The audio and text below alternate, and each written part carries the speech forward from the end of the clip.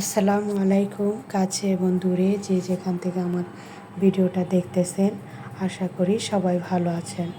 আমি আল্লাহর রহমতে ভালো আছি। দীর্ঘ প্রায় ৮-৯ দিন পর আমি ভিডিও দিয়েছি।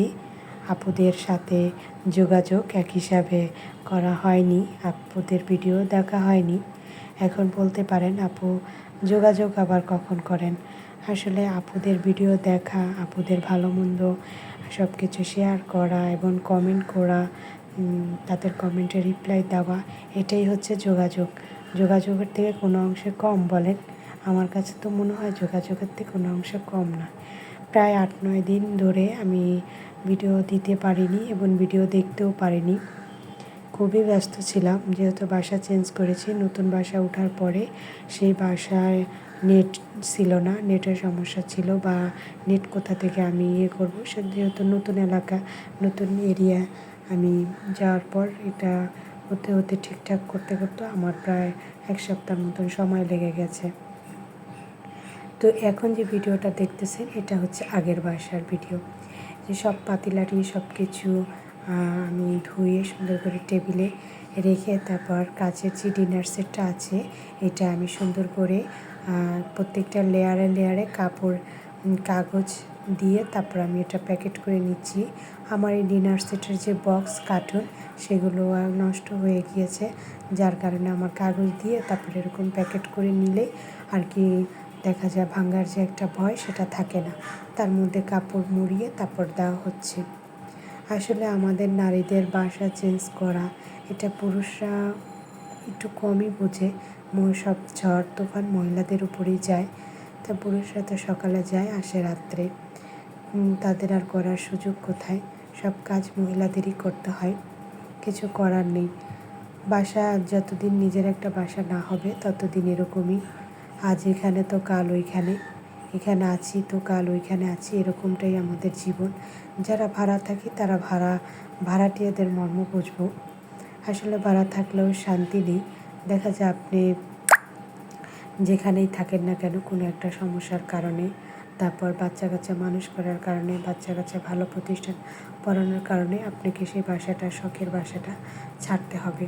আমি যে এখানে এসেছি আমিনবাজার, এখানে দীর্ঘ 10টা বছর আমি এখানে থেকেছি। আমার বড় মেয়েকে 2 বছরের সময় নিয়ে আমি এখানে এসেছি এই এলাকায়।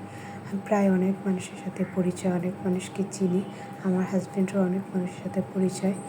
এই এলাকাটা প্রায় নিজেদের এলাকা বা নিজেদের একটা মায়া কাজ করে, খুব মায়া।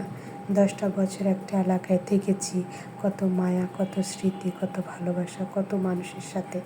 আসলে ওগুলো তো সহজেই কয়েকদিনই ভোলা সম্ভব না, বলতে একটু সময় লাগবে। তারপরও কি করার, আমাকে তো যেতে হবে এখান থেকে। আজীবন তো আমি এখানে থাকতে পারবো না, এটা নিয়ে নিজেকে মানিয়ে নিতে হবে, কিছু করার নেই। তো এখানে ফ্যানটা আমি পরিষ্কার করে নিচ্ছি। এইটা হচ্ছে চার্জার ফ্যান। চার্জার ফ্যানের ভিতরে যে পাখাটা, আমার একটা পাখা ভেঙে গিয়েছে, তারপরও এটা চালাচ্ছি তো কোনো মতে। এই যে বাসাটা, এখন যে বাসাটা দেখতেছেন এটা হচ্ছে আমার বর্তমান যে নেওয়া সেটা। আগের যে বাসার রঙের কালার ছিল off white colour, off white colour আমার খুবই পছন্দ।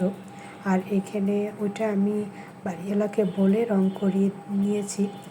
আর এখানে তো এটা সম্ভব না, বাড়িওয়ালা আগেই রং করে রেখেছে।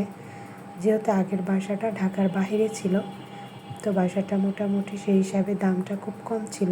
আর এখন তো আমি বাসা নিয়েছি 1 নম্বর। 1 নম্বরে যারা থাকেন তারা অবশ্যই জানেন যে প্রচুর বাসা ভাড়া অনেক বেশি। সেই অনুযায়ী এই বাসাটা কিন্তু অনেক পুরনো, তারপরেও নিজের মতন করে পরিষ্কার পরিচ্ছন্ন করে রাখলে কিন্তু খারাপ হবে না। তো এই বাসাটার দামও আমার প্রায় মাস শেষে 13-14 হাজার টাকা পড়ে যাবে। ঢাকার ভিতরে বাসা মোটামুটি যদি একটা সুন্দর বাসা নিতে চাই তাহলে আমাকে প্রতি মাসে 20,000 টাকা গুনতে হবে। তো ওই যে একটা কথা আছে, যার যেরকম সামর্থ্য সে সেরকমই খরচ করবে। তো এখানে নতুন একটা চুলা কিনেছি বাসার জন্য নতুন চুলাটা ফিট করে রেখেছি।